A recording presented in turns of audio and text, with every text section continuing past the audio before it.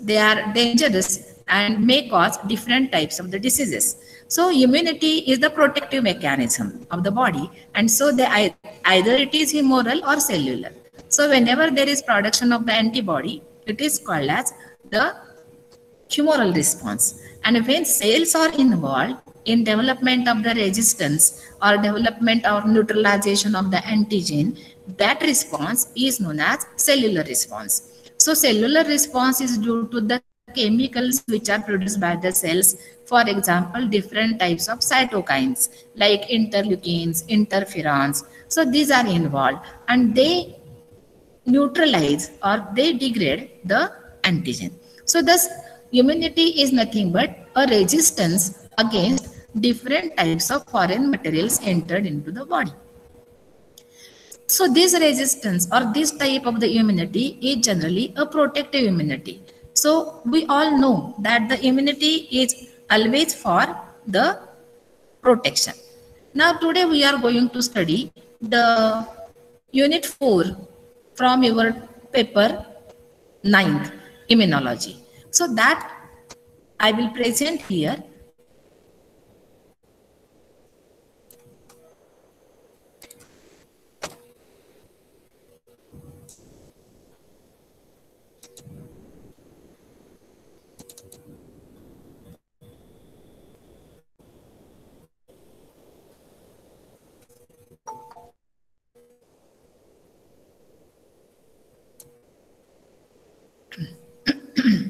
So this is your unit number 4 and that is hypersensitivity. So what is this hypersensitivity? So as I told you, what is the immune response? So whenever antigen enters in the body and the immune system is intact, it produces antibodies or certain chemicals, and it is to neutralize the antigen and protect the host. So the main purpose of the immune response of the immune system is prevention. But what happens in the hypersensitivity? So when antigen enters into the body, the immune system, it gets activated, but that activation is not appropriate. It is not proper. So it is inappropriate activation of the immune system. And this inappropriate activation of the immune system leads to production of overreaction or exaggerated immune response. So immune response is more, it is exaggerated, it is extra, and this extra immune response leads to tissue damage or even death of the host. So more antibodies produced or whatever is the exaggerated response, that there should be always a combination of antigen and antibody so as to neutralize the antigen. So concentration of the antigen antibody also must be optimum. So if there is more production of the chemicals, there is more production of the proteins, there is more production of the antibodies. This more production of the antibodies leads to damage of the tissue, and this damage of the tissues may lead to the death. So it is not necessary that always there will be death. It will depend upon what type of tissue is damaged. If tissue damage is of the vital organ, important organ, for example, it is of the lungs or upper respiratory tract, if it is of the kidney, if there is damage, naturally that will lead to the death. Otherwise, certain other types of the reactions or the symptoms may appear. So this overreaction of the immune system, that leads to the damage. And this overreaction is known as hyper. Hyper means more, excess. Hypersensitivity. Immune system is more sensitive to the entered antigen. And so this is known as hypersensitivity reaction. So it is exaggerated immune response while protecting the host. Now this immune response is of different types. So this immune response, when it initiates, and what type of the antibodies are taking part in development of the reaction, or whether there is any cell taking part in the development of the symptoms. Depending upon these two things, the hypersensitivity reactions are classified by Jayl and Coombs, and that classification is known as Jayl and Coombs classification. So hypersensitivity reactions can be differentiated, can be classified by time required to show the symptoms. So first characteristic or criteria used for classification is time required to show the symptoms. And the second characteristic is the effector molecule involved in the reaction. So which molecules are involved in development of the symptoms, whether they are antibodies, whether they are antigen antibody complexes, or whether they are cells like T cells. So depending upon these, the hypersensitivity reactions are classified into basically two types. So first type is known as immediate type of the reaction, and second is known as delayed type of the reaction. So immediate type of the reaction is the reaction where symptoms appear within minutes or hours, within very short duration. If the symptoms develop, that type of the hypersensitivity is known as immediate type of hypersensitivity reaction. But if the symptoms requires more than 72 hours or more than a day to develop the symptoms after exposure to the antigen, then it is known as delayed type of hypersensitivity reaction. So depending upon the time, when the time is very less, the time is in minutes or in hours, it is immediate type of the reaction. And when time is more, it is in the days, then it is called as delayed type of hypersensitivity reaction. So immediate type of hypersensitivity reactions again are classified into three types: type 1, type 2, and type 3, depending upon which type of the effector molecule is taking part in development of the symptoms. So immediate and delayed, these are the two different types depending upon the time. In the immediate, again there are three classes depending upon the effector molecule. And in the delayed type, the effector molecule is one and the same, and that is TS cells. So thus depending upon the time, hypersensitivity reactions are classified as immediate type and delayed type. In the immediate type, there are three types, type 1, 2, 3. And in delayed type, there is only one type, that is type 4. Now in this table, I have shown you the type. So type 1, type 2, and type 3. So we know that these are the immediate type of the reactions, and the symptoms in these reactions appear in the host after entry of the antigen within minutes to hours. So this is immediate type. Now see here. So what is the time? The time is, in the first time is 2 to 30 minutes. In type 2, the time is 5 to 8 hours. In the type 3, the time is 2 to 8 hours. So these are within hours. So when the time required to show the symptoms is in minutes to hours, it is called as immediate type of hypersensitivity. So these are the three types of the immediate type of hypersensitivity.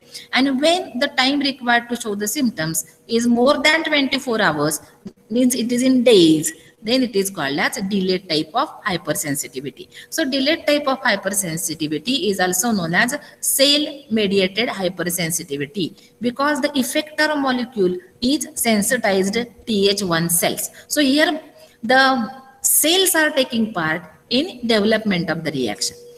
In type 3, here there is antigen antibody complex, and that is taking part in development of the pathogenic reaction. In type 2, antibodies are involved, and those antibodies are mainly IgG and IgM.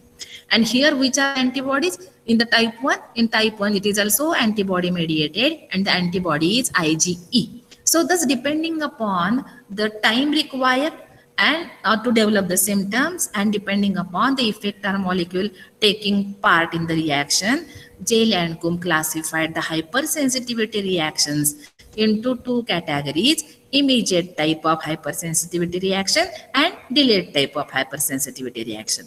Immediate type of hypersensitivity reactions require few minutes to few hours to develop the symptoms. These immediate type of the reactions further are classified depending upon the effector molecule as type 1, type 2, and type 3. In type 1, the involved molecule is antibody, that is IgE. In type 2, involved molecule is again antibody, which is either IgG or IgM. And the third type of the immediate type of hypersensitivity is mediated by immune complex, that is antigen antibody complex. And thus these are the three types of immediate type of the reactions. And the fourth type, it develops within 24 to 72 hours or even more. So days are required, so is known as delayed type of hypersensitivity. And as the effector molecules are cells, it is also known as cell-mediated hypersensitivity. Now these hypersensitivity reaction, which are the components? See, this is the comparative table. So type 1 is the immediate type of hypersensitivity. The component is humoral component is IgE. The cellular component are basophils and mast cells, and examples are anaphylaxis. So we are going to see all these details, but just you should know what is the comparison or what is the difference between all this. Now, if you observe this, you can see that the component, humoral component means which is the antibody involved in the type 1 reaction, which is the cells which are involved in this type 1 reaction, and what are the examples. So this is a comparative table of total hypersensitivity reactions. So in humoral components, in type 1, IgE is the antibody which is involved. So as it is an antibody, we call it as a humoral component. So here IgE is the antibody. Cells involved are basophils and mast cells. An example of this type 1 immediate type of hypersensitivity are known as anaphylaxis or different allergies. Then the type 2, it is a cytotoxic reaction. It is also immediate type of hypersensitivity, but there is damage of the cells, cytotoxic. So cells are damaged. So the humoral component in this is IgG and IgM. Here autoantibodies, so self-antibodies are produced. And there is also involvement of a complement. Complement is a protein which is present in the blood.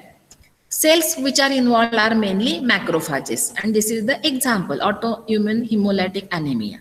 In the type 3, it is immune complex. As I told you, it is antigen antibody complex is known as immune complex. So this immune complex is involved, that is neutrophils are the cellular components, serum sickness is the example.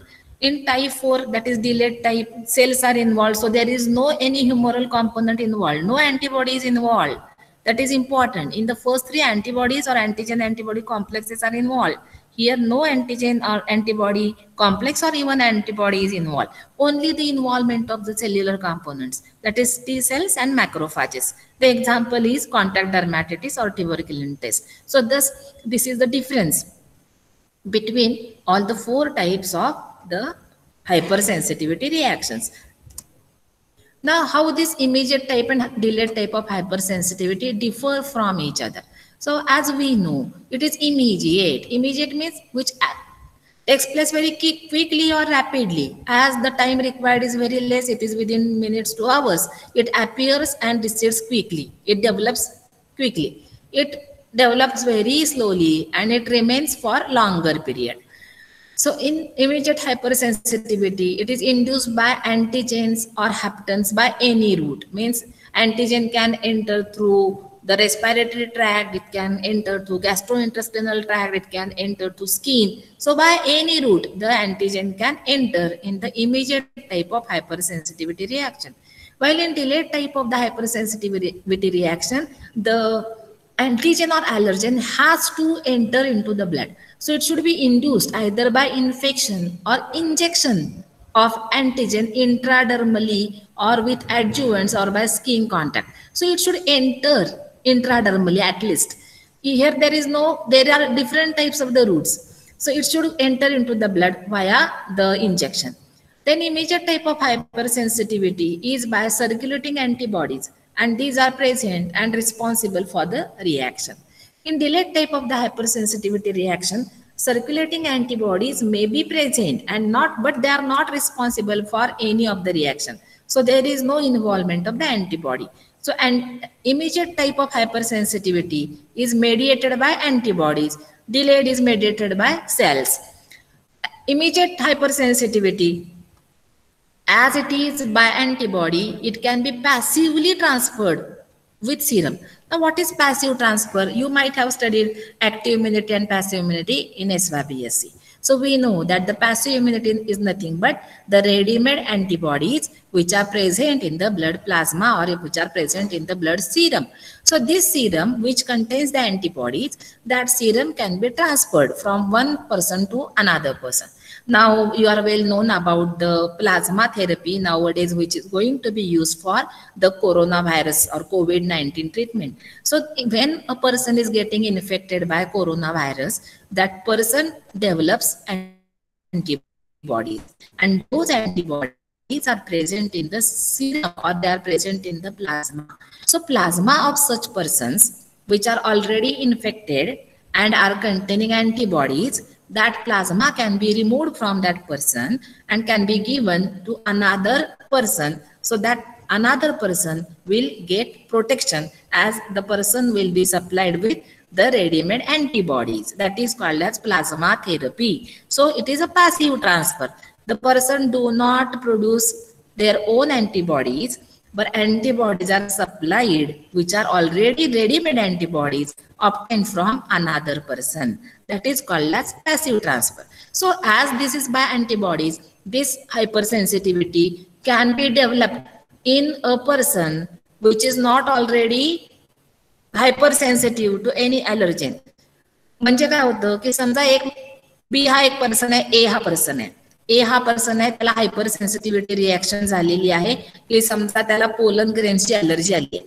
तर त्या pollen ग्रेन्सच्या अलर्जीमुळं त्याच्या शरीरामध्ये antibody तयार झाल्या की ज्या immediate type of hyper सेन्सिटिव्हिटीच्या antibodies आहेत, आणि त्याचं ब्लड, त्याचं सिरम समजा दुसऱ्या कोणत्याही कारणानं आपण बी ह्या पर्सनला दिलं, तर त्या बी पर्सन मध्ये या अँटीबॉडीज ट्रान्सफर होतील आणि जो बी पर्सन आधी कधीही सेन्सिटिव्ह नव्हता तो आता त्या ॲलर्जनला सेन्सिटिव्ह होईल आणि त्याच्यामध्ये सुद्धा ही ॲलर्जी डेव्हलप होईल. त्याला म्हणायचं passive transfer with the Siram. पण यामध्ये काय होतं, डिसेन्सिटायझेशन इझी दो इज नॉट लास्टिंग लॉंग. ह्याच्यामध्ये आपण काय करू शकतो, आपण ह्याला ट्रीटमेंट देऊ शकतो पण ती जास्त काळ टिकत नाही. पण डिलेड मध्ये काय होतं, it can not be transferred with serum, कारण सिरम मध्ये अँटीबॉडी आहे. अँटीबॉडीचा delayed type of hyper sensitive मध्ये काही रोल नाहीये. त्यामुळे जरी तुम्ही तो सिरम दिला तरी ही हायपर सेन्सिटिव्हिटी एका माणसाकडून दुसऱ्या माणसाकडे ट्रान्सफर होणार नाही.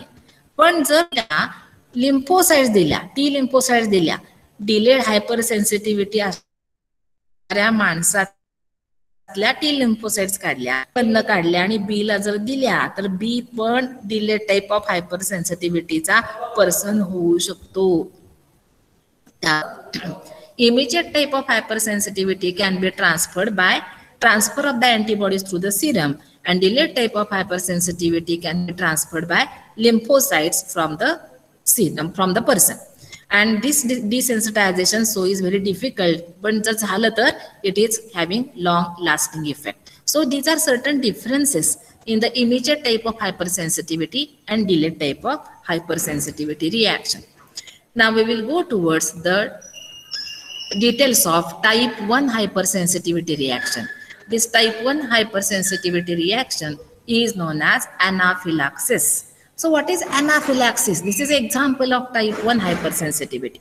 Now we know that the type 1 hypersensitivity is a type of immediate type of hypersensitivity. आपण बघितले आधीच की त्याला 2 ते 30 मिनिट लागतात फक्त त्याच्या रिॲक्शन्स व्हायला आणि त्याचे सिम्पटम दिसायला. म्हणजे इतक्या पटकन ती रिॲक्शन होते, इतकी ती त्वरित आहे. सो त्याला इमिजिएट टाईप ऑफ रिॲक्शन म्हणतो आपण. सो 2 ते 30 मिनिटांमध्ये ही रिॲक्शन चे सिम्पटम दिसतात. And what it is known as, it is known as anaphylaxis. So what is this anaphylaxis? So in the first slide I showed you that what is the role of immune system. So role of the immune system is nothing but the protection. So whatever the foreign antigen enters into the body, whatever the foreign material enters into the body, as it is foreign, it may cause harm to the human host. And so that foreign material should be neutralized, it should be degraded, and that is the role of the immune system. And for degradation of that antigen, different types of antibodies or different types of cellular chemicals are produced by the bodies. So that is the role of the immune system, and that is nothing but the protection. And this protection is known as prophylaxis. So phylaxis is indicating the protection. So this indicates protection. Anna is against. So the reaction which is against the protection. So actually what is the role of immune system? Role of immune system is protection. But now the immune system is acting in such a way that instead of giving protection, it is causing harm to the human host. And so this is known as against protection, anaphylaxis. So that is a anaphylactic reaction is a type of hypersensitivity reaction. So this type is mediated by, as we already have discussed, it is by an antibody which is known as IgE type of antibody. We know there are 5 types of the antibodies: IgG, IgM, IgE, IgD, and IgA. So these are the 5 types of the antibodies commonly. Out of that, IgE antibody is involved in this type 1 anaphylaxis reaction. So this is the example, which is a classical example of the hypersensitivity. How this was discovered, that instead of giving the protection, the human immune system or vertebrate immune system, not only the human, all vertebrates are having this immune system. So instead of giving the protective mechanism, how the immune system, instead of protection, is damaging. That was first time observed by a pair of scientists, Portier and Charles Rickett. They performed one experiment. What was that experiment? They were supposed to prepare an antitoxin against the jellyfish tentacle poison or sea anemone tentacle poison. You know that in sea anemone, in jellyfish, there are tentacles, and these tentacles are having their toxins. These are for their protection. So these toxins are deadly toxins. So for fishermen, they are found to be dangerous. So antitoxin for these toxins was to be prepared. So while preparing the antitoxin, what is the common way, what is the common procedure for preparation of antitoxin? So we have to inject sublethal dose in the susceptible animal. And then in that susceptible animal, there will be production of the antibodies. So those antibodies are again collected similar to the plasma which is containing antibody or serum containing antibody, that is to be collected, and that is known as antitoxin. काय experiment आहे, अगदी थोडक्यात तुम्हाला मराठीमध्ये मी सांगते की कुठल्याही गोष्टीचं जेव्हा अँटीटॉक्सिन तयार केलं जातं तेव्हा काय करतात, तर त्याचा जो टॉक्सिन मटेरियल आहे ते टॉक्सिन घ्यायचं आणि ते टॉक्सिन एका ससेप्टिबल ॲनिमलमध्ये टाकायचं. म्हणजे आपल्याला स्नेक व्हेनॉमचं सुद्धा अँटीटॉक्सिन आहे, म्हणजे सापाच्या विषाच्या अगेन्स्ट काम करणारं पण एक अँटी व्हेनॉम त्याला म्हणतात, असं एक अँटीटॉक्सिन असतं. मग काय करायचं, तर हे कोणतेही टॉक्सिन हे घ्यायचं आणि ससेप्टेबल ॲनिमलमध्ये टाकायचं किंवा एका ॲनिमलमध्ये टाकायचं. तर मग जेव्हा हा सी ॲनिमोनचे टेंटॅकल्सचं टॉक्सिन काढलं तेव्हा त्यांनी काय केलं, त्यांनी कुत्र्यामध्ये घातलं, कुत्र्यामध्ये ते इंजेक्ट केलं. किती इंजेक्ट करायचं आहे, तर इट इज ऑलवेज अ सब लिदल डोस. सब लिदल म्हणजे काय, सब म्हणजे कमी, कशापेक्षा, लिदलपेक्षा. लिदलचा डोस तर मारणारा. समजा त्याला 10 मायक्रोलिटरचा डोस दिला की कुत्रा मरणार आहे, तर त्याच्यापेक्षा कमी म्हणजे 5 मायक्रोलिटरचा डोस द्यायचा, म्हणजे त्याच्यामध्ये ते विष तर जाईलच पण कुत्रा मरणार नाही, त्याला म्हणायचं सब लिदल. तर अशी जेव्हा अँटीटॉक्सिन्स तयार केली जातात त्यावेळेला सब लिदल डोस दिला जातो. मग पोर्टियर अँड चार्ल्सचं काम काय होतं, they have to prepare antitoxin against the jellyfish anemone tentacles. त्यांच्यातलं जे टॉक्सिन आहे, त्यांच्यातलं जे पॉयझन आहे, त्याच्या अगेन्स्ट त्यांना हा तयार करायचा होता, म्हणून त्यांनी सब लिदल डोस कुत्र्यामध्ये इंजेक्ट केला. So when it was injected for the first time, अगदी पहिल्यांदा जेव्हा त्यांनी एक्सपेरिमेंट सुरू केला, पहिल्या वेळेला जेव्हा त्यांनी इंजेक्ट केलं, there was no any harm develop to the dog. त्या कुत्र्याला काही त्रास झाला नाही. The dog was very normal. The same experiment they repeated after certain time. काही दिवसांनी पुन्हा त्यांनी तोच एक्सपेरिमेंट केला आणि तो सब लिदल डोस पुन्हा एकदा कुत्र्यामध्ये टोचला. आता ऍक्च्युअली काय व्हायला पाहिजे, after several weeks again when this सब लिदल डोस वॉज गिवन, पुन्हा ते प्रोटेक्शनच मिळायला पाहिजे, कारण आपण व्हॅक्सिन्स मध्ये शिकलेलं आहे की आपल्याला व्हॅक्सिनचे 2 डोस दिला जातो. एक असतो तो प्रायमरी डोस, दुसरा असतो तो बूस्टर डोस. तर मग प्रायमरी डोस मध्ये काय होतं की प्रायमरी डोस मध्ये आपल्या इम्युन सिस्टीमला ट्रेनिंग मिळतं आणि इम्युन सिस्टीम त्या टाकलेल्या अँटीजेनच्या अगेन्स्ट अँटीबॉडी तयार करते. So it is a training period.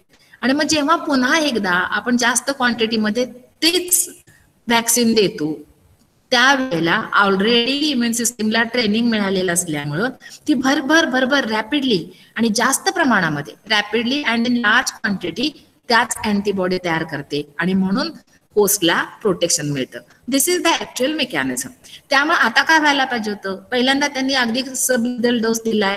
Now the immune system of the dog is train to produce the antibodies. After several weeks when the same dose was given in the same dog, आता काय व्हायला पाहिजे होतं, in the same dog there should be production of more and more antibodies and in the shorter period. The same thing happen, but the response was very exaggerated and that led to the symptoms like vomiting, blood diarrhea, unconsciousness in the dog and ultimately death of the dog. ते actually काय व्हायला पाहिजे होतं, त्या सी ॲनिमलच्या टेंटॅकलच्या against खूप antibodies तयार होऊन कुत्र्याला त्या टॉक्झिनचा काही त्रास व्हायला नको होता. पण आता घडलंय उलटच. इथं काय झालं की त्या कुत्र्याला वोमिटिंग झालं, ब्लड डायरिया झाला and the dog became unconscious and ultimately the dog was dead. मग हे कशामुळे झालं? So the dog was dead. So हे जेव्हा सगळं झालं तेव्हा मग पोर्टर आणि चार्ल्सनं काय घडलं असेल ह्याचं संशोधन सुरू केलं. And what they observe that there is exaggerated immune response with production of IgE antibodies, and so there is death of the dog. And then they studied this reaction in detail, and as this reaction, instead of giving protection to the dog, killed the dog, they name it as anaphylaxis. So it is against the protection. So what was the aim of the experiment? It was to give the protection against the toxins of sea anemone or jellyfish tentacles. Instead of getting protection, there was adverse reaction which is known as anaphylaxis. So this anaphylaxis reaction was then further studied, and it is found that to develop such type of the reaction, 3 components are involved. So which are these 3 components of the anaphylaxis? One is allergen, that is antigen. So antigen which produces allergy is known as allergen. Second one is reagent antibody, which is chemically IgE antibody. And the third component is mast cells and basophils, that is the cellular component which is involved in the anaphylaxis. So this is humoral component involved in the anaphylaxis. This is cellular component. And the allergen, that is the antigen responsible for anaphylaxis. So what is this allergen? Allergen is any non-parasitic antigen capable of stimulating type 1 hypersensitivity. So any non-parasitic antigen means non-pathogen. So different types of the pathogens are parasites. So these are all non-pathogenic or non-parasitic antigens, and which are capable of producing type 1 hypersensitivity are known as allergens. These are the examples. Different types of the proteins, for example foreign serum. Now as I told you की काही आता snake venom आहे. Snake venom कसं तयार करतात, तर अगदी कमी प्रमाणामध्ये सापाचं विष हे घोड्यामध्ये टोचलं जातं आणि मग त्या घोड्यामध्ये अँटीबॉडीज तयार होतात. त्या घोड्याचं ब्लड काढून घेतलं जातं, त्याचा प्लाझ्मा सेपरेट केला जातो, सिरम सेपरेट केला जातो. त्या सिरम मध्ये त्या सापाच्या विषाच्या अगेन्स्ट अँटीबॉडीज असतात. त्याला म्हणायचं अँटीटॉक्झिन किंवा त्याला अँटी सिरम असा शब्द आहे की जो आपण साप चावल्यानंतर वापरतात. मग हा अँटी सिरम जे आहे हे कोणापासून मिळालेलं आहे? मग त्याच्यामध्ये फक्त घोड्यापासून मिळालेलं आहे. मग त्याच्यामध्ये फक्त सापाच्या विषाच्या अगेन्स्ट अँटीबॉडी असणार आहेत का? नाही. त्याच्यामध्ये त्या स्वतः घोड्याचे पण काही सिरम मधले प्रोटीन असणारच आहेत. मग हे सिरम प्रोटीन किंवा अशा पद्धतीचं जेव्हा अँटीव्हेनॉम माणसाला दिलं जातं तेव्हा माणसामध्ये सापाच्या अगेन्स्टच्या विषाच्या अगेन्स्ट अँटीबॉडी तर जातीलच, पण त्याच्याच बरोबर घोड्याच्या रक्तातले सिरम मध्ये असणारे काही प्रोटीन पण जातील. मग हे प्रोटीन ह्युमन बिईंग साठी फॉरेन आहेत. ते घोड्याचे प्रोटीन काही माणसामध्ये नाही आहेत. मग ते जे प्रोटीन्स असतात ते सुद्धा आपल्याला फॉरेन सिरम प्रोटीन्स म्हणून ॲलर्जी डेव्हलप किंवा हायपर सेन्सिटिव्हिटी रिॲक्शन देऊ शकतात. So these are the foreign serum जे म्हटलं ते त्याच्यासाठी म्हटले की proteins which are present in the foreign serum. Similarly, proteins which are present in the vaccines, these are the allergens. Food material, different types of the food, any type of food material can cause allergy. हे असं आपण म्हणू शकत नाही की ह्याचीच फक्त allergy येईल त्याची येणार नाही. कोणाला कशाची ॲलर्जी येईल सांगता येत नाही. Allergy is a common word for anaphylaxis. So sea foods, माशाची ॲलर्जी येऊ शकते, खेकड्याची येऊ शकते, कुठलंही सी फूड. नट्स, वेगळ्या वेगळ्या ड्रायफ्रुट्स असतात किंवा पिस्ताच्या, कुणाला पिस्त्याची ॲलर्जी येईल, कुणाला बदामाची ॲलर्जी येईल, अंड्याची, एक प्रोटीनची सुद्धा ॲलर्जी काही लोकांना येते, peas. Different types of food materials are found to be allergic in different human beings. Plant pollens, they are also allergic. Drugs, different types of the drugs like common penicillin, sulfonamides, they also produce the allergies. The insect products like bee venom, म्हणजे आपल्याला मधमाशी जर चावली हाताला तर फार मोठ्या अशी एक फोडासारखं आपल्याला येतं. So that is the bee venom, त्याच्यामुळे आपल्या स्किनवर असे फोड येतात. किंवा अँट व्हेनॉम, मुंगी चावली सुद्धा लाल होतं, सुजल्यासारखं होतं, ते कशा, that is also type of hyper sensitivity reaction. Dust mites, खूप जुनी जर धूळ काढली, घर स्वच्छ केलं आपण तर बऱ्याचदा आपल्याला ॲलर्जीचा त्रास होतो. शिंका येतात, डोळ्यात पाणी व्हायला लागतं, घसा खोकवायला लागतो. So this is due to the mites which are present in the dust. त्यामुळे ही अशी अनाफिलॅक्टिक रिॲक्शन आपल्यामध्ये निर्माण होते. किंवा मोल्डचे स्पोर्स असतात, बऱ्याच ठिकाणी असे काळे काळे भिंतीवर ओल येते, त्याच्यावर असे काळे काळे स्पोर्स येतात, त्याच्यामुळे सुद्धा अशा पद्धतीची अनाफिलॅक्सिस रिॲक्शन होऊ शकते.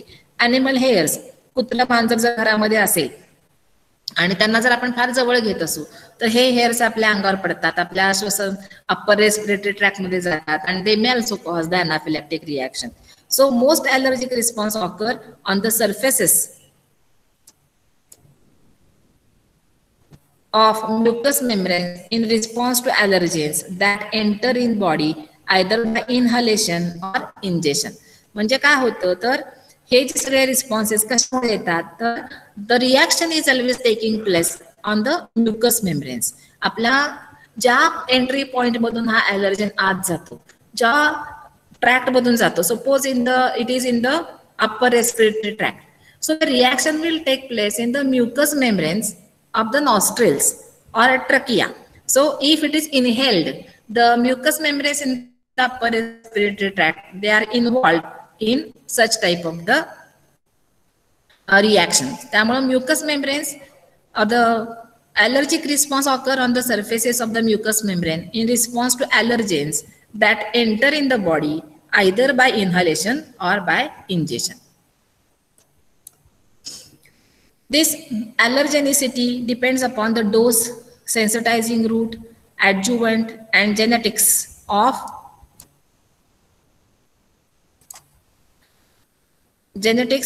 the recipient.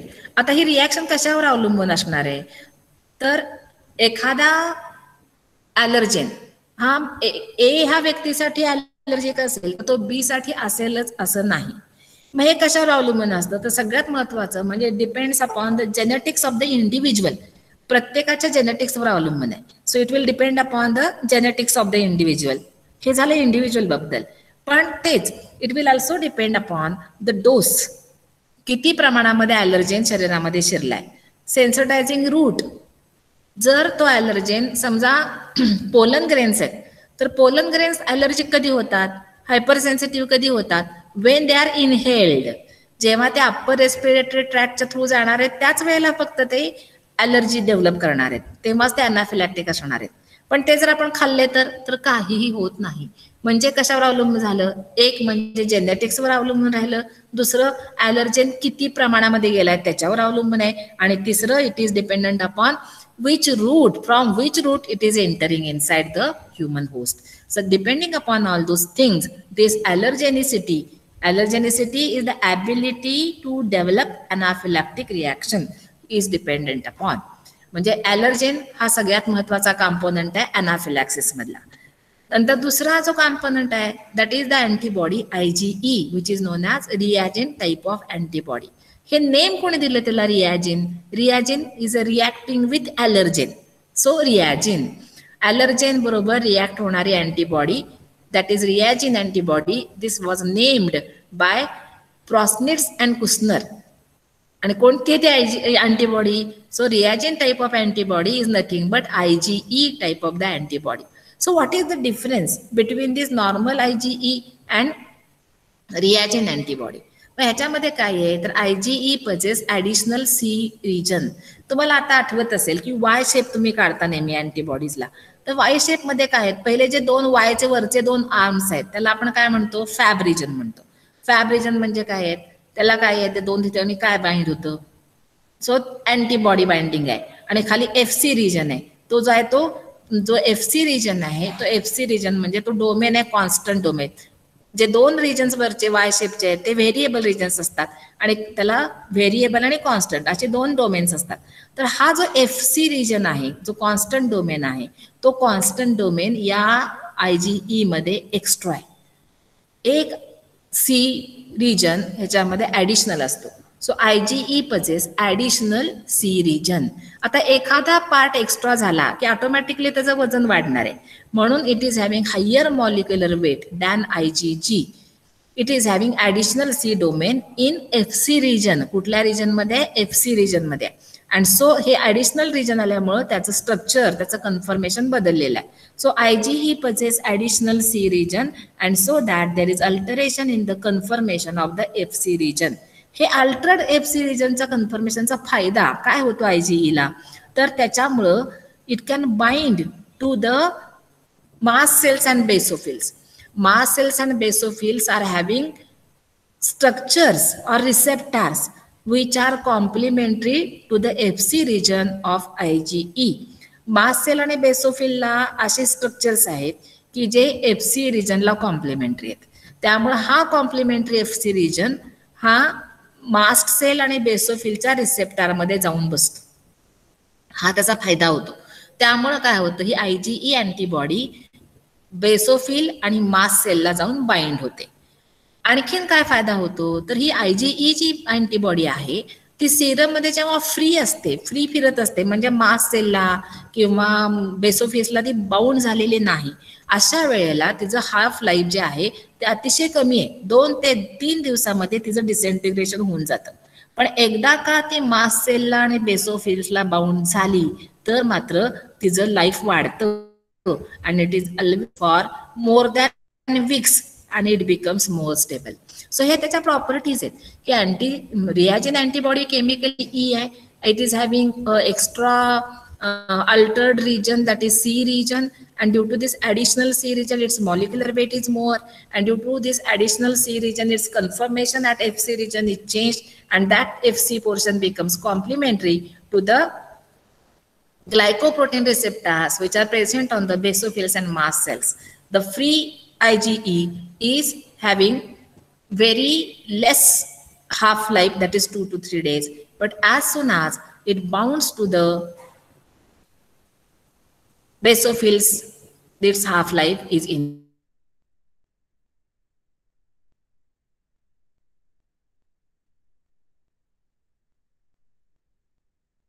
So these are the cells. These are the cells which are present in the blood. These are the cells which are present in the skin and in the mucous membrane. Mucous membrane of all the organs like respiratory tract, gastrointestinal tract, and concentration is always higher on the membranes. So mast cells and basophils. तुम्हाला माहित आहे ह्या सगळ्या sales तुम्ही SY ला शिकला. So mast cell basophils, they are present as a part of the anaphylaxis. The basophils आपल्याला माहिती आहे की basophils are granulocytes, they are present in the blood.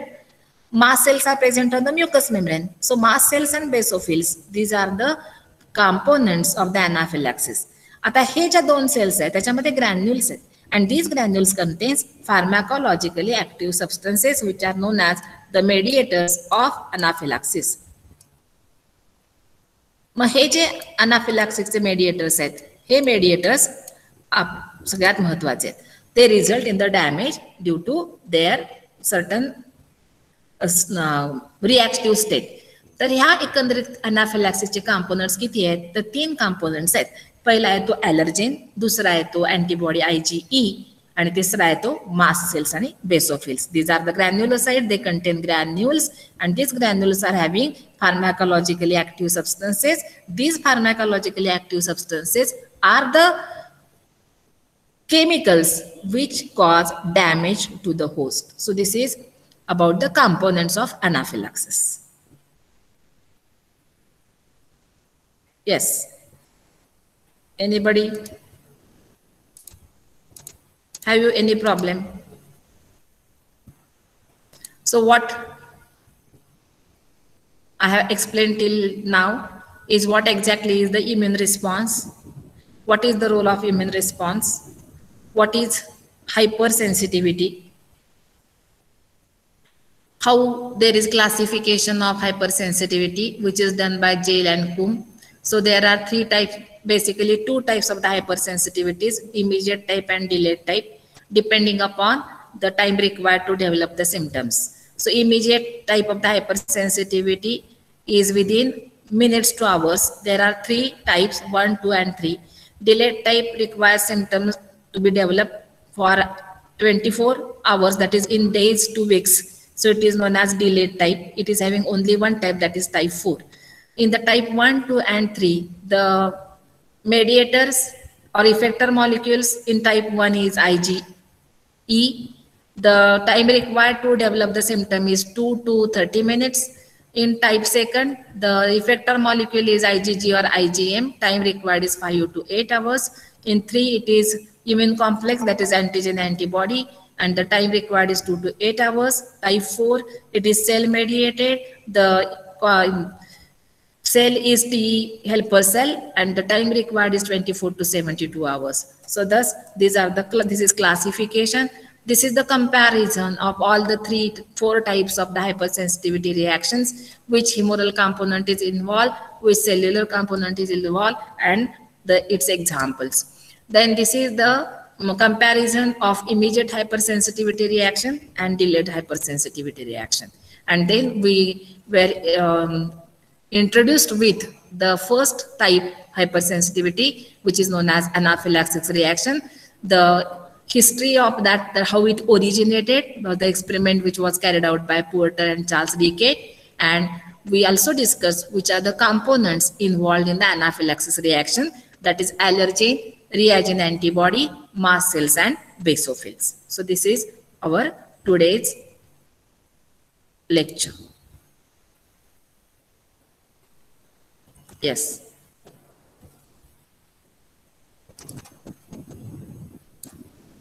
Yes, anybody?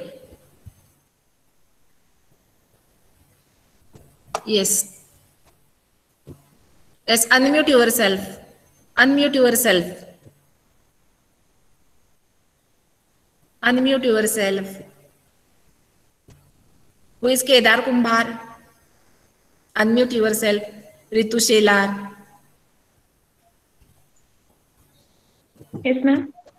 Yes. Any problem? No, ma'am.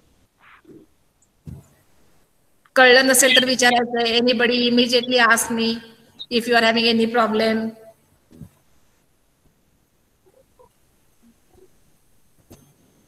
कळलंय का जेवढं शिकवलं तेवढं?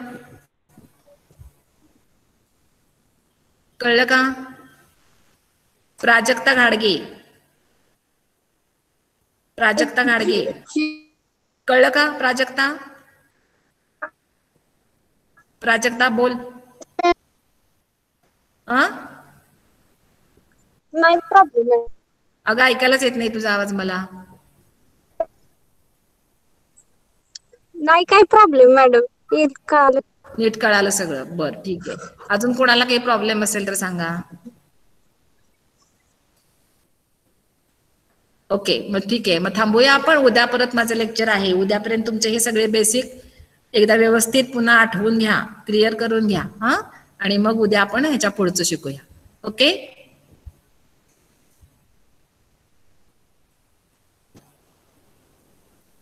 Is any problem? ठीक आहे. So now I will stop and there will be another lecture. Thank you very much. Have a nice day. Stay safe.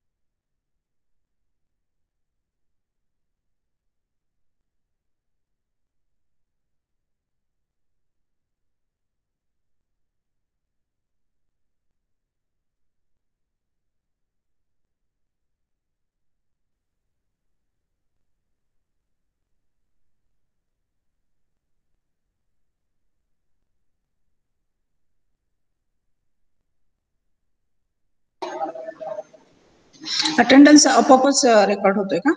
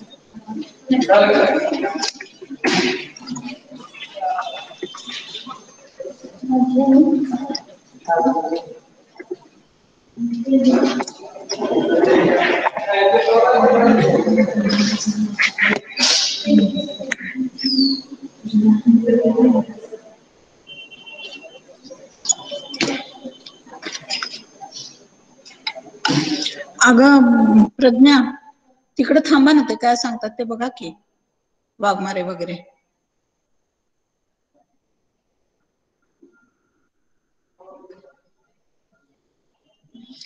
Hello, can you here me all?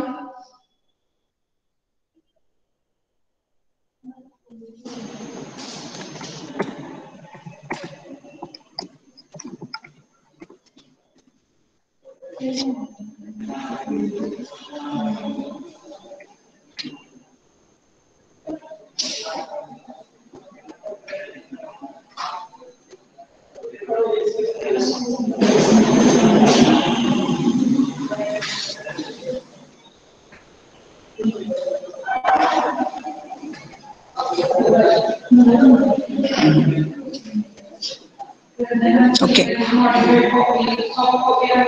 So only 37 of you are there. Please join quickly. I will just wait for another 1 to 2 minutes, because it is obvious that every time you cannot waste for any lecture for 5 to 10 minutes to allow you to join. As the first lecture has just been finished, I think you should be there in the auditorium or in your places rather, and you should be connected.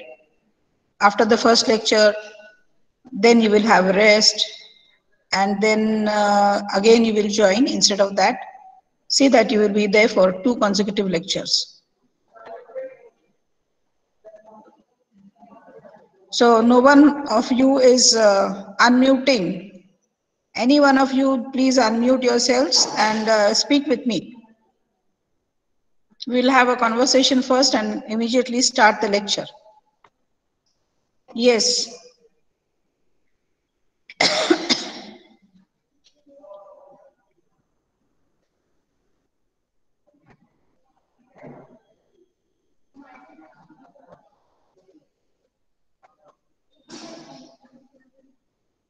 Aditya Chikne, unmute yourself, please. आणि बोला जरा माझ्याशी. Aditya. Yes ma'am. तुमचा आवाज ऐकू येत मला. Ma'am. बोला जरा. हॅलो, किती जण? 45 जण झाली आहेत. हॅलो. आदित्य. हाँ मैम. हाँ ठीक आहे.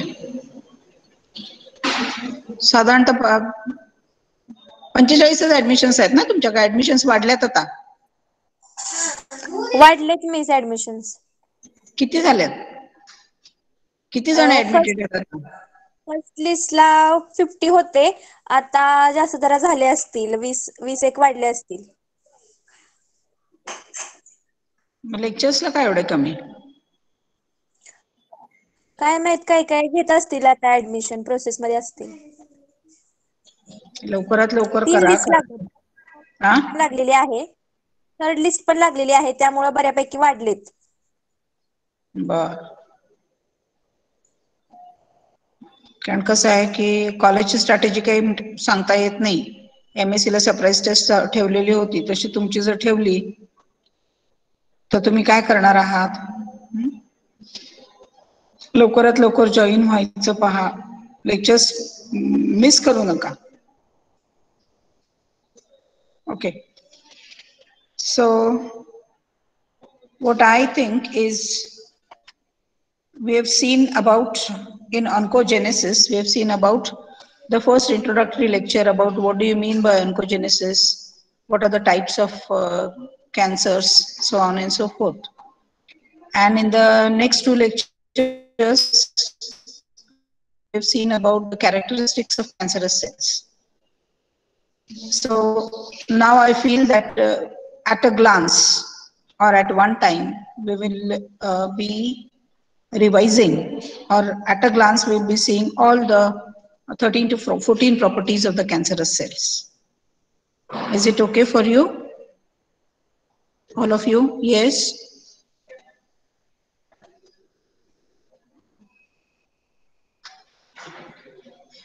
Please chat. Yes, Ritu Shelar. Unmute yourself and speak. So, we will see the characteristics of cancerous cells at a time, all of them. Okay? Yes? Ritu शेरार बोला. तुम्हाला बोलण्यासाठी बोलतीये, तुम्हाला बोलण्यासाठी फोन करा.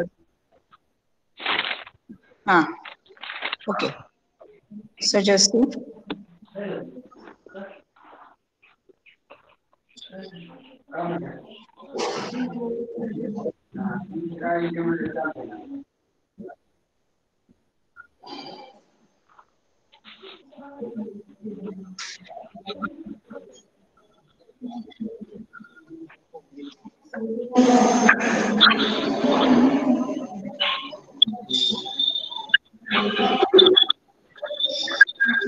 So can you see the PPT? Yes, all of you?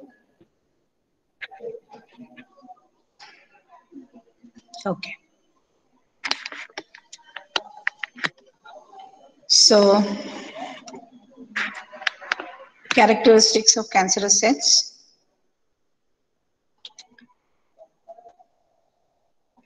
So normal cells and cancerous cells, they have different properties. Cancerous cells,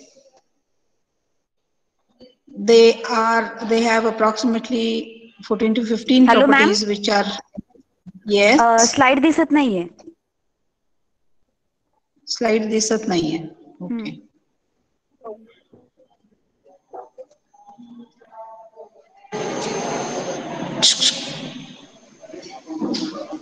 Just 1 minute.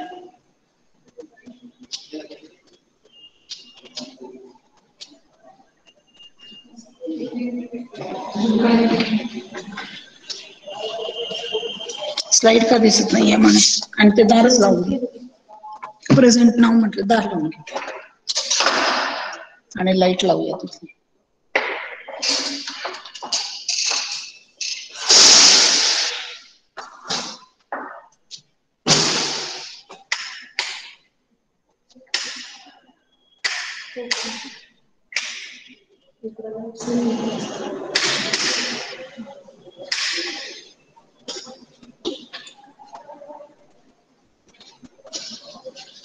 minimize करते जाओ।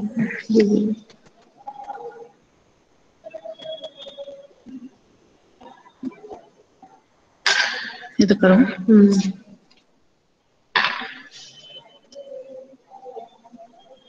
शेयर म्हणू का? हाँ शेयर।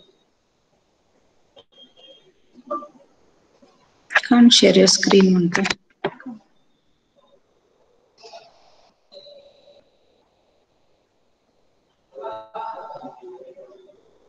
Sorry. इथं हे बंद करा, ऑडिओ व्हिडिओ दोन्ही.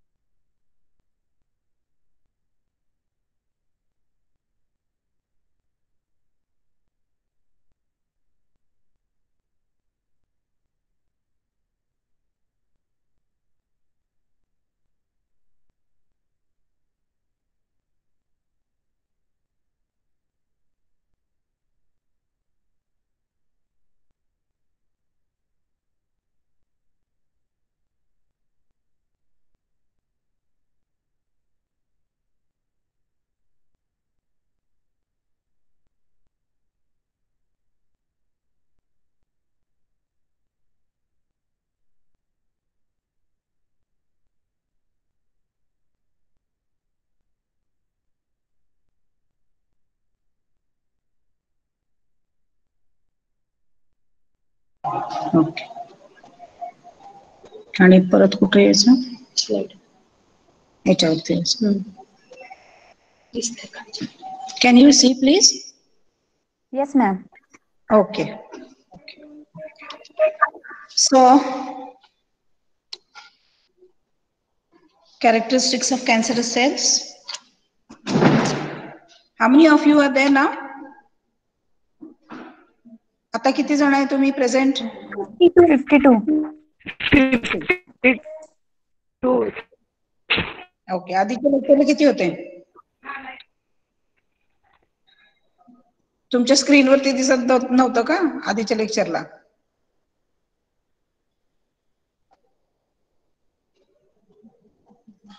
ओके. कॅन यू हिअर मी? दिसत होतं मॅम. 54 वगैरे होते. काय माहित कोण म्हटलं? असं नाही बोलायचं. हाँ ठीक है. See now, characteristics of cancerous cells, immortalization. Yes, ma'am. So, okay, immortalization. So this is a property that is acquired by the cancerous cells. That is, they do not die. Immortal means no death. So it is found that human cell cultures, they are found to die approximately about 50 generations. And every cell in the body has a specific lifespan. And this lifespan depends upon the functioning of the cell and the tissue in which it is present. Now we all know that the liver cells and the brain cells, they rarely divide, which is quite contrasting with the other cells in the body. For example, the cells of the ileum, intestine, cells of the skin, RBCs, they are found to divide quite rapidly as per the requirement. You know that the functions of the RBCs are many, and this very important function is the passage of the oxygen to all the parts of the body.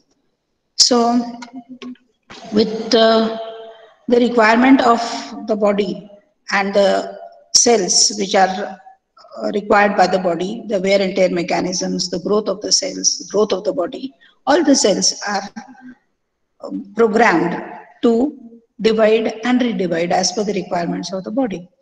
However, these cells, they divide as per the need of the body.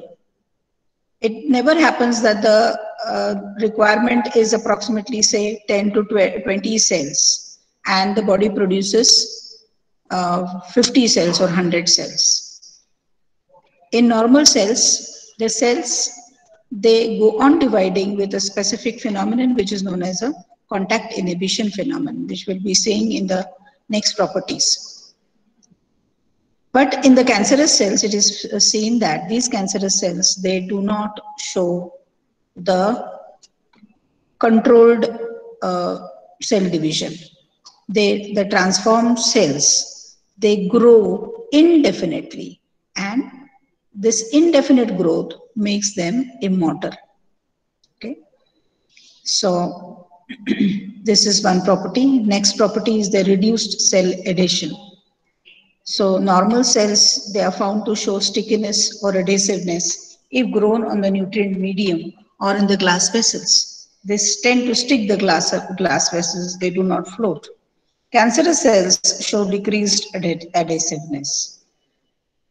They do not adhere to the solid surfaces, and therefore they float in the vessels and grow and regrow to form a mass of the cells within the which occupies the whole culture medium. It does not form a layer on the solid surfaces. The normal cells, they show the property of considerable specificity in adhesion. For example, if the liver cells and the kidney cells, they are minced, they are separated out by certain enzymes, such as with the help of trypsinization. If these cells are mixed together, liver cells are minced, they are, you can say, separated out with the help of enzymes or with the process of trypsinization. The kidney cells also show the same, you can say, we carry out the same experiment with the kidney cells also. And the liver cells and the kidney cells, if they are mixed together, it is a property of these cells, normal cells, that liver cells tend to stick to the liver cells or go to the liver cells. Liver cells, they recognize each other and they form a tissue of the liver cells. And the kidney cells, they recognize the kidney cells and they form a different tissue. So this is the considerable specificity in adhesion shown by the normal cells of different tissues. This phenomenon is not observed in the transformed cells. If such experimentation is done with the transformed cells, it is found that the liver cells attach to the kidney cells and vice versa.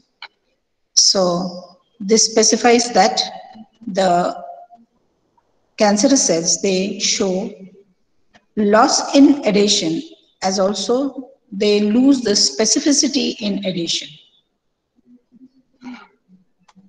Next is, as I told you during the first point, loss of contact inhibition. Contact inhibition, it is a phenomenon shown by the normal cells, where these normal cells,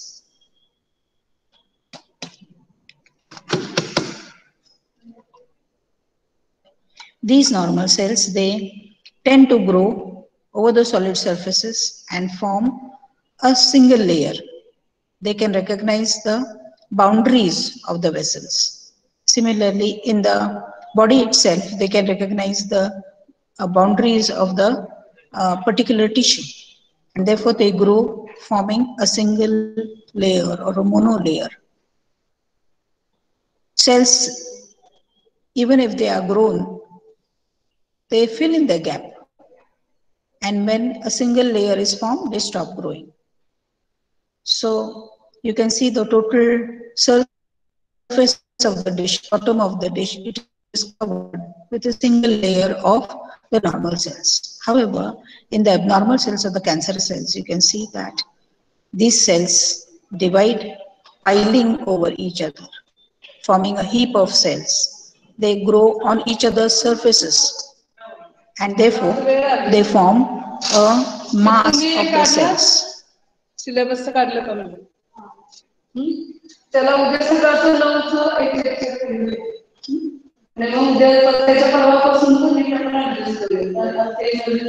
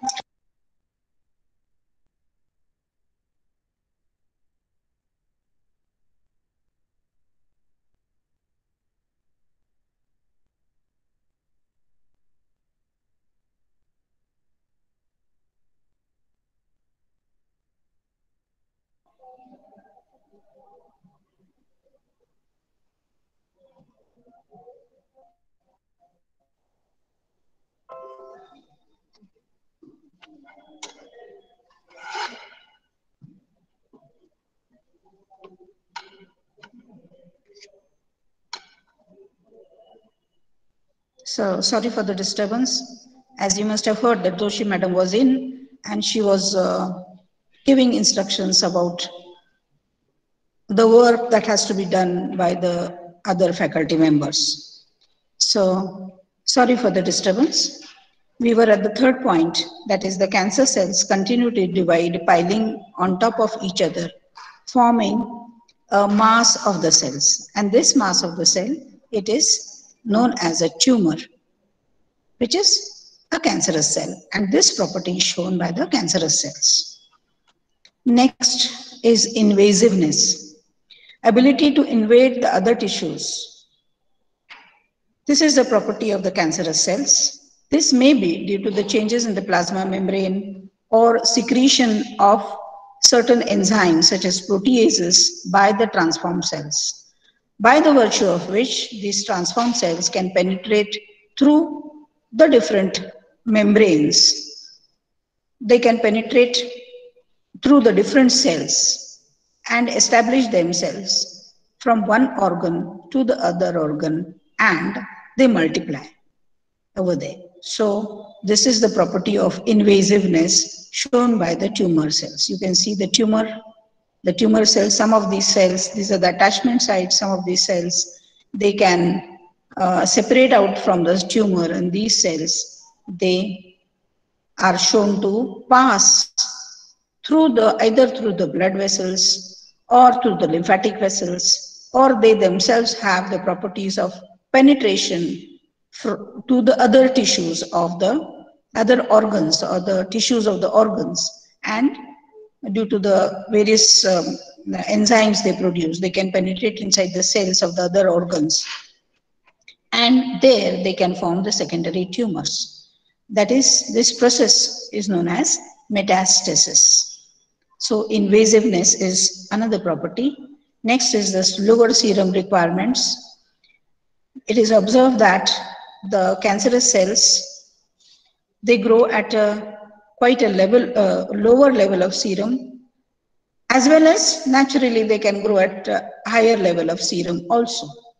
So when we want to grow the animal cells, the growth of the animal cell is not as easy as that of the bacterial cells. As we know that bacterial cells, we provide a simple medium such as nutrient agar, and many of the bacteria, they can grow on such a simple medium.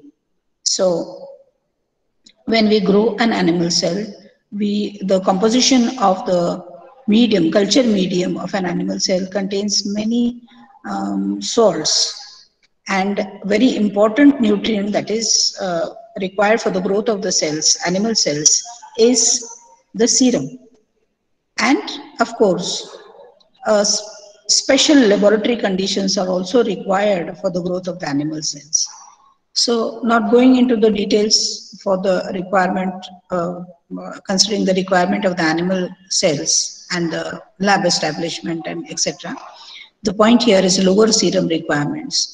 If we grow the normal cells, that is the T3 cells, these cells are the fibroblasts of the mouse line, which are used commonly in a tissue culture.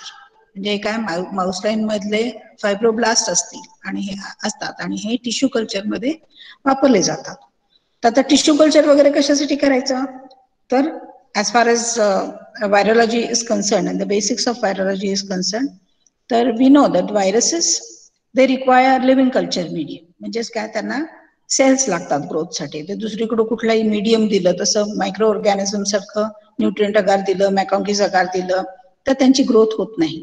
म्हणून आपल्याला काय करावं लागतं, व्हायरसेसची growth जर करायची असेल तर त्यांना लिव्हिंग टिश्यू कल्चर द्यावा लागतो, सेल्स द्यावे लागतात त्यांना. आणि सेल्ससाठी आपल्याला टिश्यू कल्चरची ग्रोथ हवी असते. असं एक मोनोलेअर्स टिश्यू कल्चर तयार आपण केलं की मग या सेल्समध्ये आपण व्हायरसेस इनॉक्युलेट करू शकतो.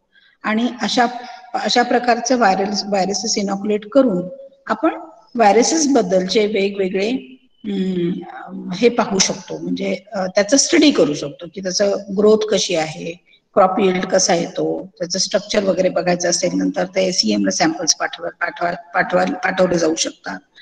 अर्थात त्याच्यानंतर प्युरिटी वगैरे आहेत, सेपरेशन आहे, प्युरिफिकेशन आहे. प्युरिफिकेशन नंतर आपण त्याची डिटेल्स स्टडीसाठी आपण या व्हायरसेसचा उपयोग करू शकतो. आणखीनही बऱ्याच फर्दर स्टडीसाठी आपल्याला ग्रोथ कंडिशन्स लागतात, ते म्हणजे टिश्यू कल्चर मध्ये ग्रोथ. तर हे ग्रो करत असताना normal sales they require 10% of the fetal calf serum. Fetal calf serum is required. But in case of transformed cells, this requirement, it varies from 1 to 10% serum.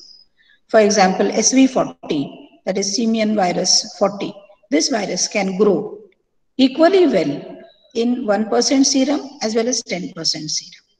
म्हणजे 10% serum असेल तर तो grow होईलच, पण normal sales हे 10% serum पेक्षा जर कमी serum दिलं तर त्यांची ग्रोथ आपल्याला एक्सपेक्टेड रेट मध्ये मिळत नाही, किंवा ग्रोथ हॅम्पर झालेली दिसते, किंवा ग्रोथ होणारच नाही.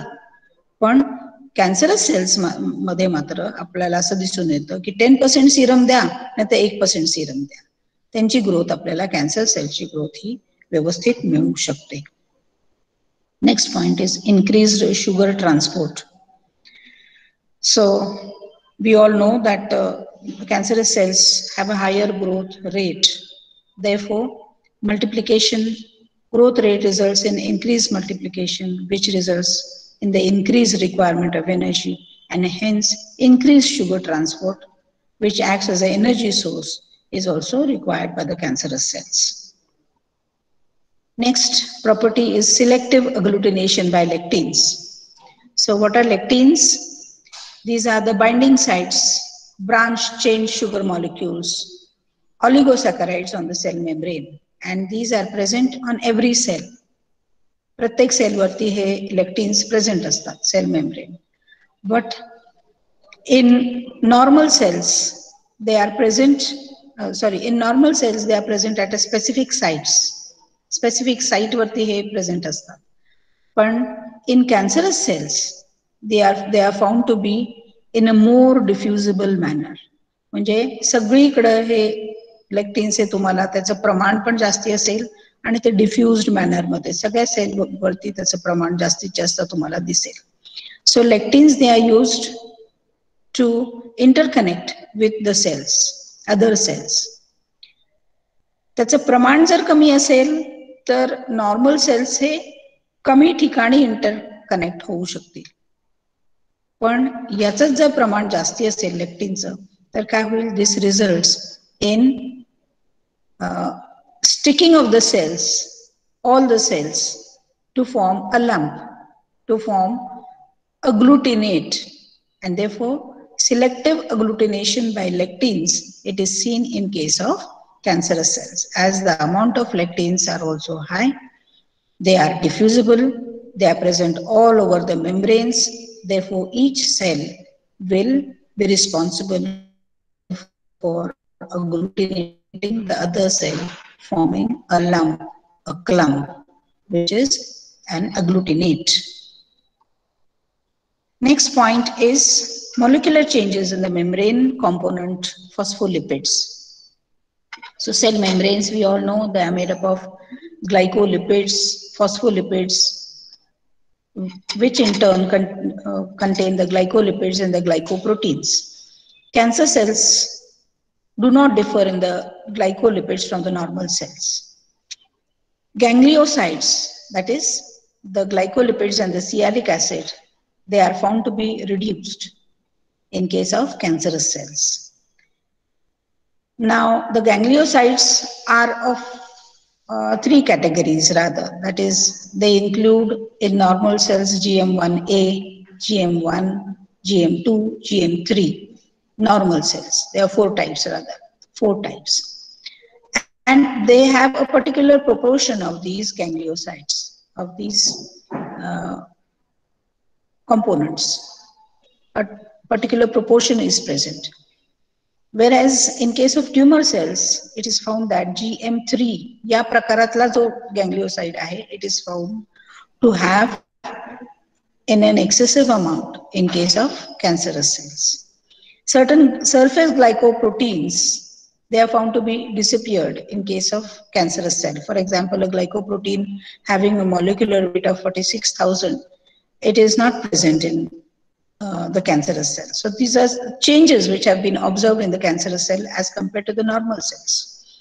Then a large external transforming sensitive protein, LETS, of a molecular weight about 24,000 and disappearing of the protein of 2 million. So this is disappearance of such protein molecules. One of 46,000 glycoprotein has been disappeared in the cancerous cell, and the next is two other protein molecules of molecular weight 24,000 and 2 million. These are found to be disappearing in cancerous cells. So these are the changes in the cell membrane components of the phospholipids in case of the cancerous cell. Next is disorganization of the cytoskeleton. So cytoskeleton, which consists of the microtubules and the microfilaments. These fibers in normal cells, they have the regular arrangement, and these are responsible to give a particular size, particular shape to the normal cells. And they are also responsible for regular arrangement and bringing about the coordinated cell movements of the normal cells. In case of transformed cancer cells, it is found that the microtubules, the number has been decreased and thinner fibers are found to occur. Microtubules further, they are found to be disaggregated. Microfilaments, particularly the actin fiber, it undergoes depolymerization and it is found to be disappearing after a particular lifespan. Myosin-like filaments also are found to be disappearing. Cytoskeleton protein become less organized than the normal cells. This results in increased mobility of the cell membrane proteins. So this organization of the cytoskeleton also affects the cell surface, which results in uncoordinated throwing out of and retraction of the blebs, microvilli, ruffles from the cell surface. म्हणजे काय की अशा प्रकारचे हे जे changes होतात मायक्रोट्युब्यूल्स आणि microfilaments मध्ये, त्याच्यामुळे thinning of the cell membrane occurs आणि जे काही ऍक्टिन फायबर जे आहे त्याचं डिपॉलिमरायझेशन होणे, मायोसिनचं डिपॉलिमरायझेशन होणं, त्याचं डिसअपिअरन्स होणं, याच्यामुळे काय होतं, सेल मेम्ब्रेनला एक ठराविक जो शेप आहे तो शेप राहत नाही आणि त्याच्यामुळे these cells they tend to throw out the blebs, microvilli and ruffles occur on the cell surface. म्हणजे एक ठराविक स्पेसिफिक शेप साईज राहत नाही, त्याच्या अनुषंगानं सेल सायटोस्केलेटन मध्ये बदल असल्यामुळे हा सेल कसा होतो, स्टिफ राहत नाही आणि त्याच्यामुळे त्याचे अमिबॉइड लाईक स्ट्रक्चर आपल्याला म्हणता येईल की the cell it throws out blebs, microvilli, ruffle-like cell surface. It is found in case of the cancerous cells. So, to conclude, tumor cells have a more ruffled surface than the normal cells with many more surface processes. Next is the increased negative surface charge of the cell membrane. So comparisons of the cell membrane charges by microelectrophoresis that have been made between the normal and the malignant cells. The malignant cells, they have the anodic mobility, which is higher in case of the cancerous cells, so the malignant cells, which indicates the increase in the negative cell surface. Now, anodic mobility, what do you mean by this? So, if we subject the normal cells as well as the cancerous cells to electrophoresis, that is, we pass a current in the normal cells in one electrophoresis unit, and in the other electrophoresis unit, we pass the cancerous cell.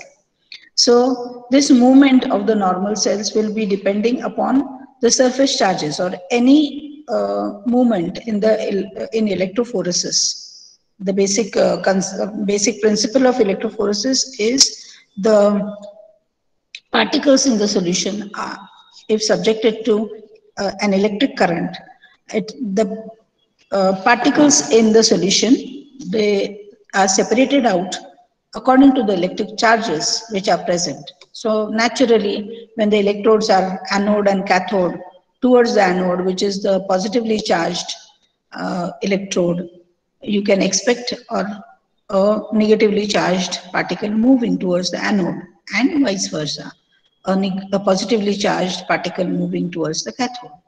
So in case of malignant cells, the anodic mobility, it is found to be higher. म्हणजे anode वरती हे cancerous sales हे जास्तीत जास्त move होताना दिसतात. म्हणजेच काय, anode positive चार्जला cancerous sales हे जास्तीत जास्त मोबाईल असलेले दिसतात किंवा जास्तीत जास्त अटॅच होतात, त्याच्याकडे अट्रॅक्ट होतात. याचाच अर्थ कॅन्सरस सेल्स वरती निगेटिव्ह चार्ज हा वाढत असतो. हा निगेटिव्ह चार्ज हा वाढण्याची कारण अनेक आहेत, की त्याच्यामध्ये बरेचसे प्रोटीन्स असतील, अमायनो ऍसिड्स असतील, फॉस्फोलिपिड्स असतील, जसं आपण आधीच्या प्रॉपर्टीमध्ये बघितलं की सायटोस्केलेटन मध्ये बरेचसे चेंजेस दिसून येतात. Therefore, increased negative surface charge of the membrane, it is seen in case of the cancerous cells. Now, increased sugar transport, this we have seen in the previous part. Increased sugar transport, they have more glucose than the normal cells because they have to grow and multiply. There is an increased rate of sugar transport across the surface cell after membrane transformation. So increased sugar uptake is seen by the malignant cells.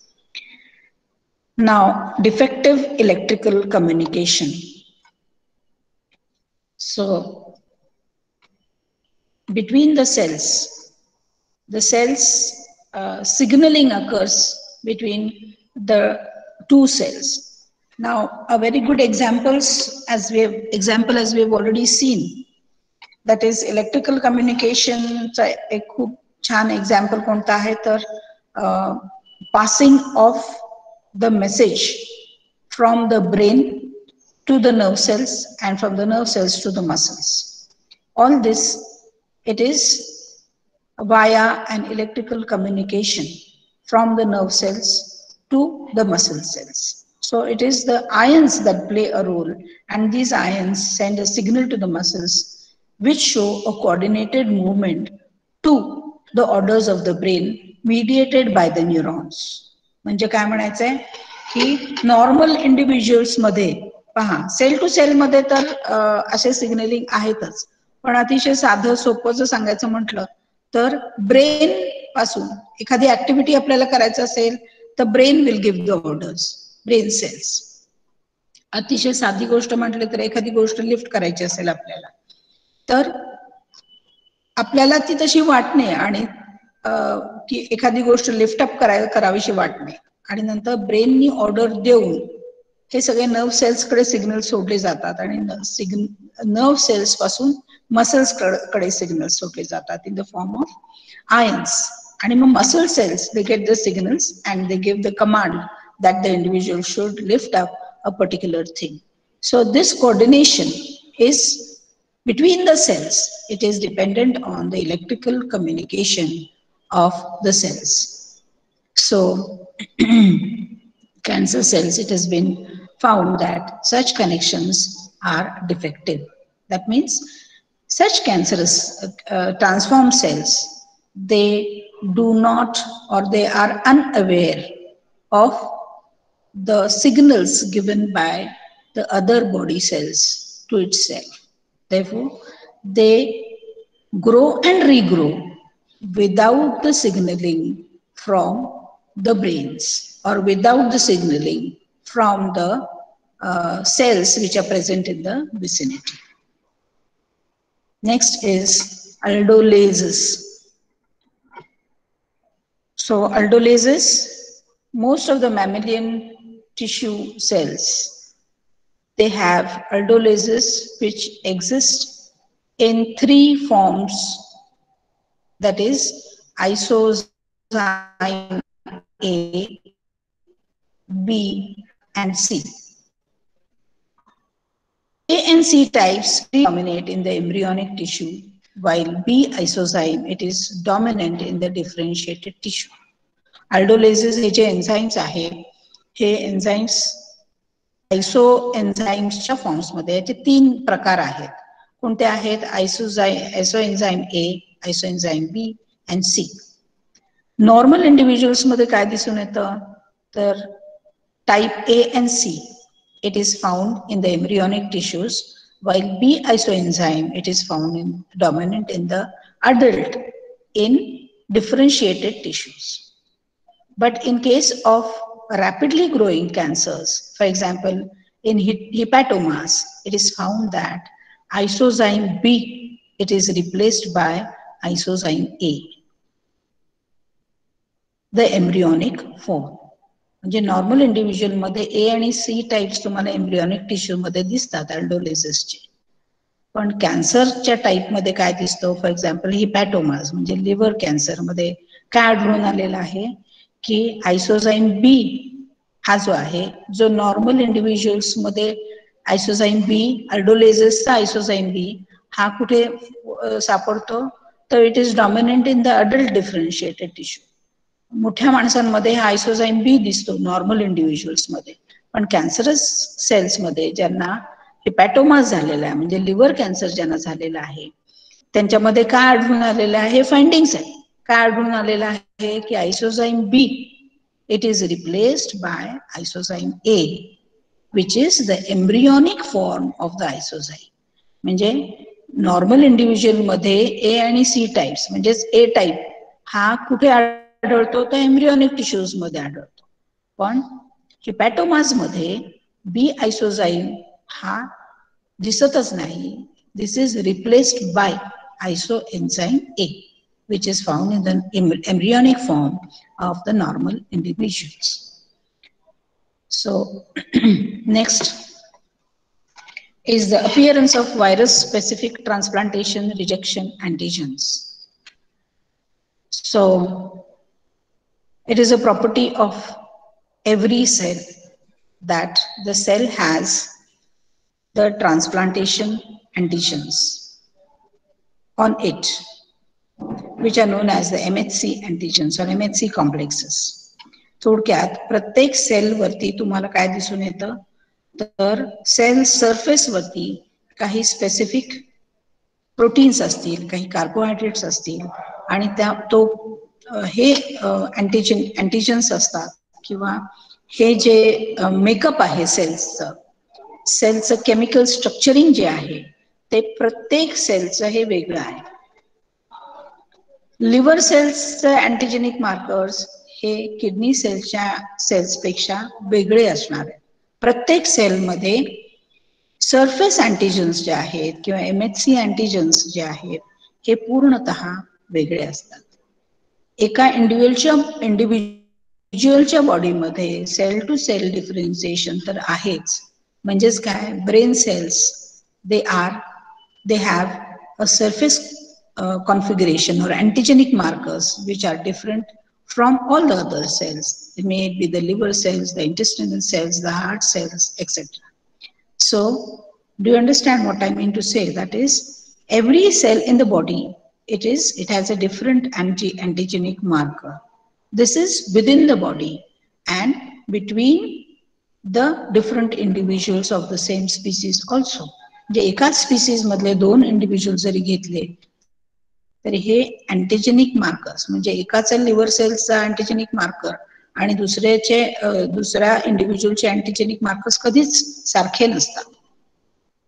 तर these antigenic markers, they are specific in specific individuals as far as cancerous cells are considered. This is now related to the infection of the normal cells with the viruses.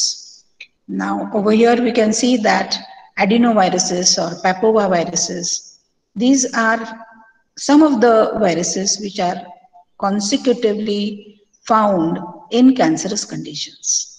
म्हणजे काही cancerous conditions असे आहेत की जे आपण नंतर पाहणार आहोत, role of viruses in production of cancer. तर हे व्हायरसेसचं बॉडीमध्ये असणं, it is related to a particular type of a cancer.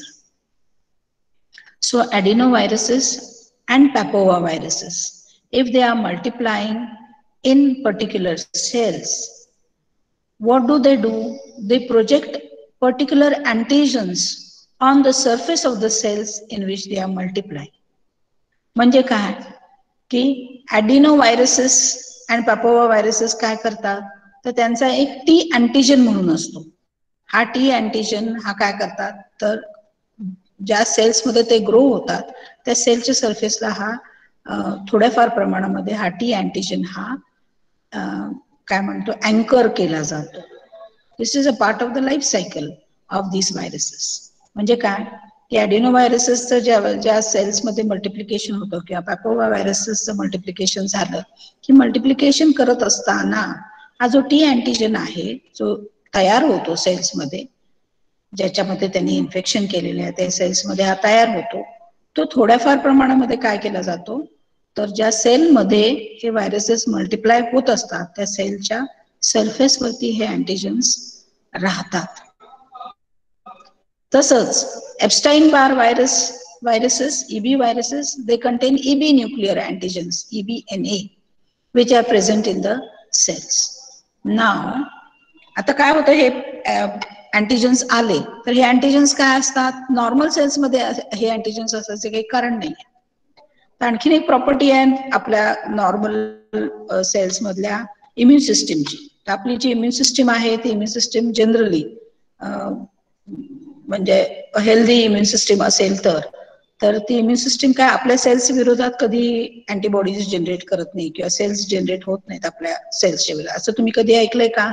Far rare cases असतात अशा की जिथे आपल्या इम्युन सिस्टीम मधले सेल्स अँटीबॉडीज असतील, टी लिम्फोसाइटिक साइट्स असतील, मॅक्रोफॅजेस असतील, या सेल्सनी आपल्या या ज्या इम्युन सेल्स आहेत या सेल्सनी आपल्याच शरीरातल्या काही ऑर्गन्सच्या सेल्सवरती अटॅक केलेला आहे आणि ते डिस्ट्रॉय करत सुटलेत. असं कधी झालेलं आहे का? असं होत नाही generally, because of the phenomenon which is known as immunological tolerance. The immune system cells they are trained to recognize what is self and what is non self. म्हणजे आपलं जे आहे, आपले सेल्स जे आहेत हे आपले आहेत आणि आपल्या सेल्सच्या विरोधात त्यांना रिॲक्शन करायची नाही याचं ट्रेनिंग हे त्यांना आधीच मॅच्युरेशन स्टेजमध्ये इंडिव्हिज्युअल्स दिलं गेलेलं असतं. म्हणून स्वतःचे सेल्स हे कधी इम्युन सिस्टीम डिस्ट्रॉय करत नाही. Immune system acts only on foreign bodies. That what is non-self, it is attacked by the immune system cells. But in case of such viral infections, when the antigens are anchored on the cells, ज्या sales मध्ये यांचं attachment असते किंवा growth असते, तर त्यांच्या ग्रोथच्या सायकलमुळे काही specific अँटीजन्स त्या सेलमध्ये येतात आणि हे अँटीजन्स जे आहेत हे अँटीजन्स काय असतात, हे नॉर्मल सेल्स पेक्षा वेगळे दिसतात इम्युन सिस्टीमला. आणि म्हणून काय होतं, an immune response is generated against these antigens as a defense mechanism, and this results in the destruction of the cancer cells. This is known as immunological surveillance, leading to the destruction of the cells. So this is the normal property of the immune system of the normal cells. म्हणजे जरी virus specific transplantation अँटीजन्स जरी असतील, व्हायरसने जरी attack केला तरी सुद्धा virus infected cells जे आहेत, they are killed, they are recognized. These viruses are found to cause cancer. So such cancerous cells, the recognition mechanism of these such cancerous cells is the antigens which are anchored on these cells in which the viruses are growing. So selectively, such cells are found to be destroyed, and immune response is generated against these antigens, and the defense mechanism, as I told you, is known as immunological surveillance, which results in death and destruction of the cancerous cells. So this is about the appearance of virus-specific transplantation rejection antigens in the cells which they grow, which the viruses grow.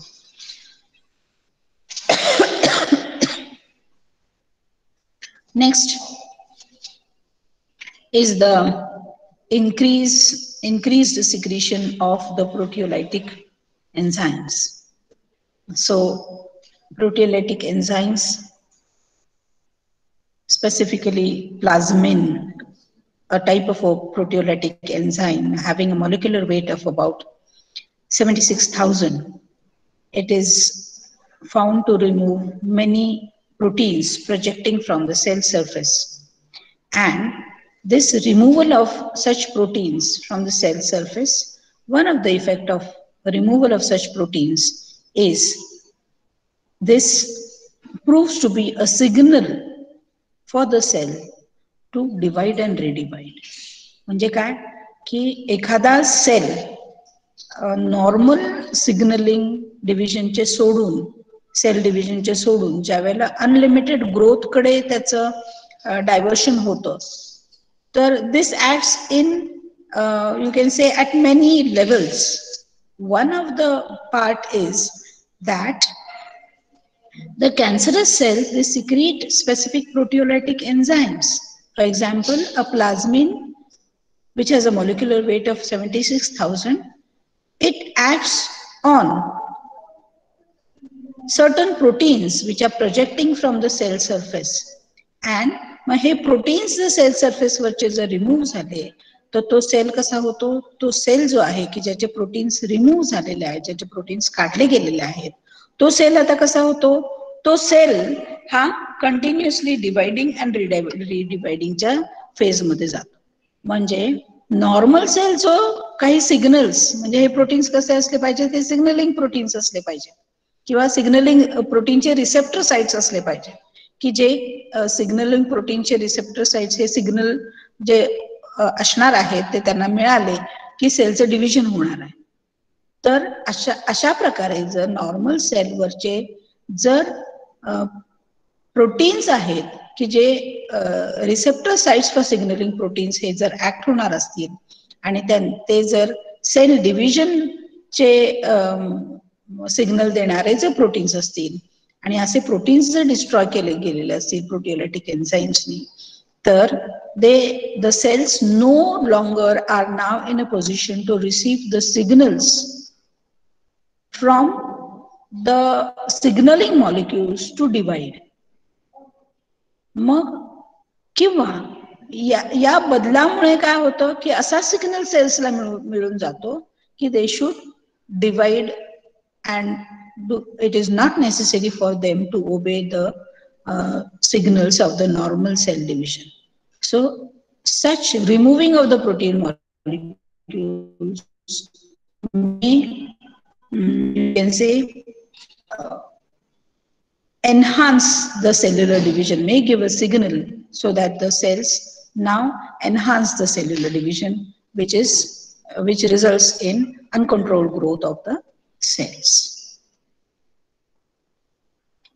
So increased rate of glycolysis. So naturally, increased rate of sugar transport invites increased rate of glycolysis.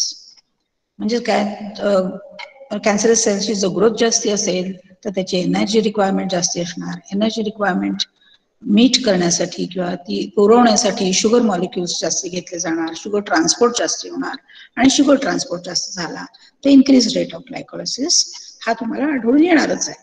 So in tumor cells, glycolysis is found to be increased.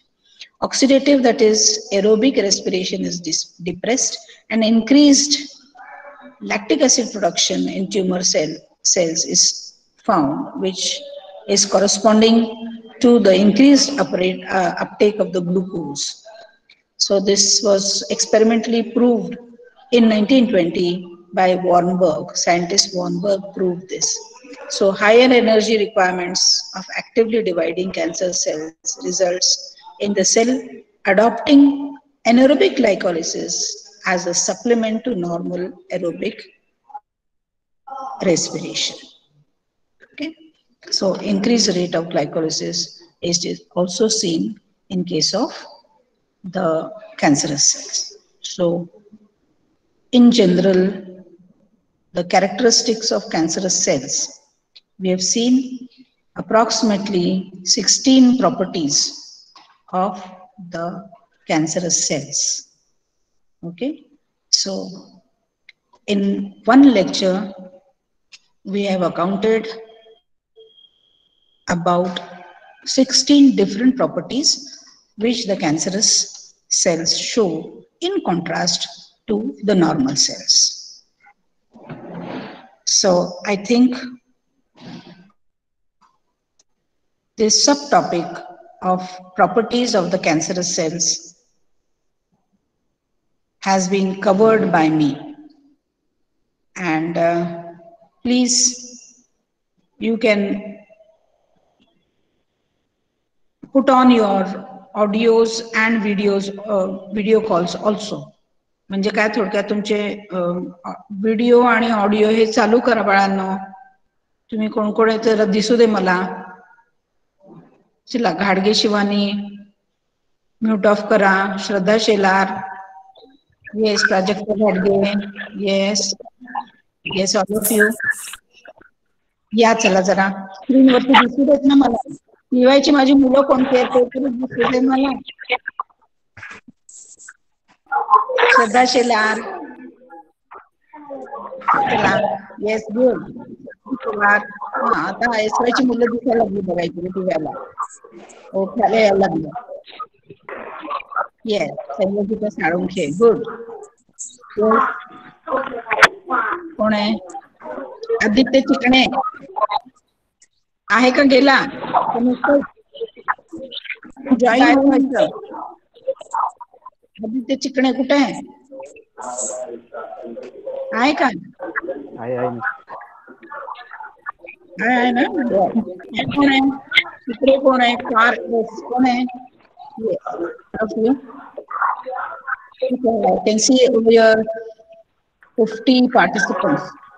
Okay, so आज आपण एकदम सगळे characteristics घेतलेले आहेत. अतिशय सोपे characteristics आहेत, त्याच्यामध्ये काहीही नाही. बरोबर आहे ना? सगळ्यांना कॅरेक्टर समजले का? येस. आवाज येऊ दे सगळ्यांचा, हो की नाही?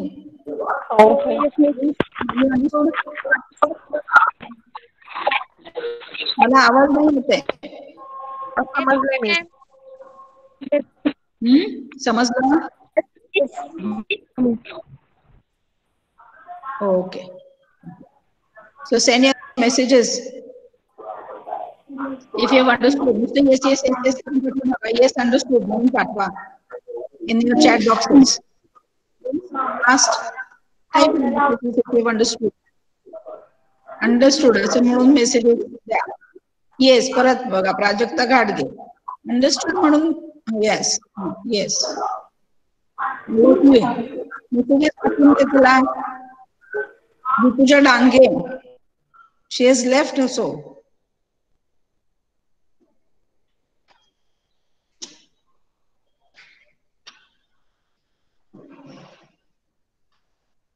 Okay, so nothing, it's not a big issue about, or rather it's not a big topic which has to be explained in very much details. This is such a topic that just by reading it anyone can understand. But then it's okay, as a part of your sub point, we have seen today the characteristics of cancerous cells. In the next lecture, we will shift on to the next topic. Okay, next sub point. So should I now close the meeting, please? Yes? Should we stop over here? Bye. Bye. Bye-bye. Bye, Miss. Bye.